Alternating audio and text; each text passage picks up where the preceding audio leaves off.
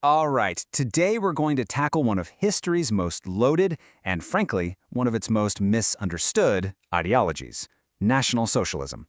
So, for the next few minutes, let's just try to set aside the common labels we all know and really dig into what the historical record actually tells us. Let's just kick things off with this quote from our source, Tick History, because it's designed to be a bit of a shock to the system. National Socialism, National Communism. I mean, putting those two terms together like that immediately messes with the standard view of Nazism as some purely far-right thing. And right away, it sets up the big question we need to answer. So what was it? Was it an ideology that fits neatly in a box on the far right?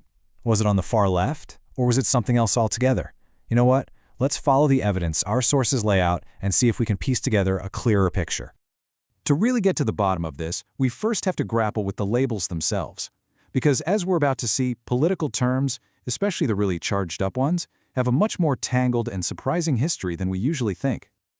Now this is a really crucial point, which comes from the work of author Jonah Goldberg. He makes the case that for almost 100 years, the word fascist has been used less as a specific description and more like a political weapon, a club to just beat your opponents with. And that makes having an honest, clear-eyed discussion about history incredibly difficult. And this just shows you how wild and fluid these labels can be. Get this, the term liberal fascism wasn't invented by a critic to smear liberals. It was actually coined by the famous progressive author H.G. Wells himself to describe his ideal political movement. I mean, that's a shocking little detail that just shows you we're dealing with a totally different political world back then. Okay, so with all that in mind, let's dig into the evidence for the socialist part of National Socialism. And it turns out, the first clues are hiding in plain sight, right in the party's own branding.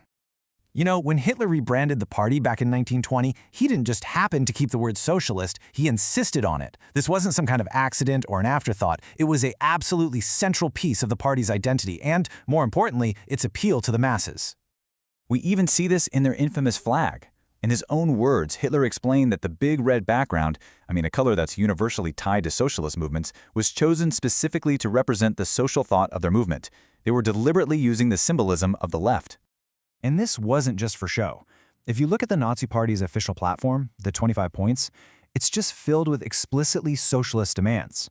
I'm talking about things like nationalizing major industries, huge profit-sharing plans for big companies, and a massive expansion of the welfare state. These are classic socialist economic policies. And when they actually took power, they put these ideas to work.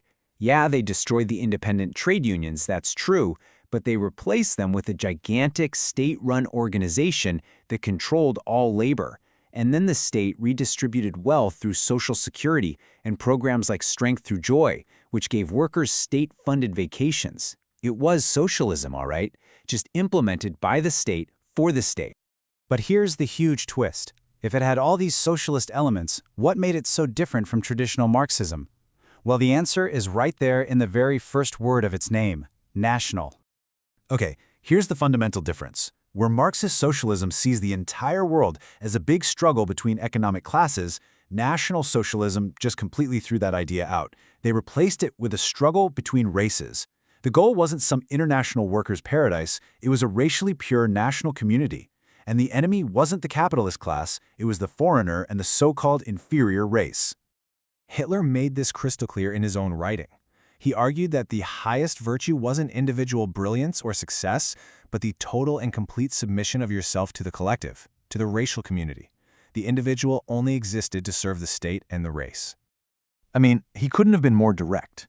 Right here, he's explicitly contrasting his worldview, his Weltanschauung, with Marxism. The key difference, he says, is that his brand of socialism is built on the pillar of race, not class.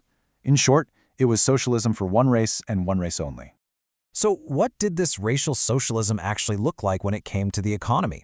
Well, it wasn't capitalism, and it wasn't Soviet-style communism either. It was something else, a system of total state control that was just disguised as a market economy. As the historian Rainer Zitelmann explains it, Hitler wanted to control the economy without the messy business of formally taking everything over, like the Bolsheviks did. So on paper, companies stayed privately owned. But in practice, the state had absolute power to dictate what they made, how much they made, and what prices they could charge. And Hitler's own words just capture this philosophy perfectly. I will tell the companies what they have to do. If they don't do it, then I will do it by myself. Private business was just a tool, and it was only tolerated as long as it did exactly what the state ordered. The state was the real CEO of every single company in the country.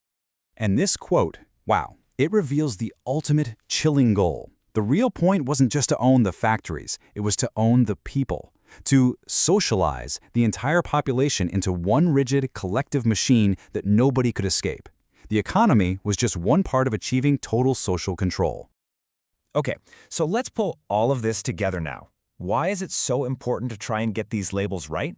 Because, as our sources argue, the traditional left-right spectrum that we all use might be completely broken when you try to apply it to ideologies like this. We've all seen this model a million times. Communism on the far left, Nazism on the far right. But just stop and think about that for a second. This model places two totalitarian, anti-capitalist, state-worshipping ideologies on the complete opposite ends of the spectrum. How does that make any logical sense? So our source, Tick History, proposes a different way to visualize this, using two axes instead of just one line. The first axis measures economics, from socialist to capitalist. The second one measures politics, from authoritarian to democratic. And when you lay it out this way, well, the picture becomes a whole lot clearer. And suddenly, the whole paradox is solved. When you look at it this way, Nazi Germany and the Soviet Union weren't opposites at all. They were actually bitter rivals competing for control of the exact same ideological neighborhood, the authoritarian socialist quadrant. Their war wasn't a battle of opposites, it was a turf war between two very similar gangs. Author Jonah Goldberg really hits the nail on the head with this. In the real world of actual policy, he argues, the distinction between these systems often just collapses. Nationalizing and socializing an industry are, for all intents and purposes, the same thing. The fancy labels matter way less than the practical reality of total state control. Which leaves us with a final and pretty crucial question. If we've been mislabeling one of the most destructive ideologies in history for decades, what does that say about the labels that we throw around so easily in our own political arguments today? That is definitely something worth thinking about.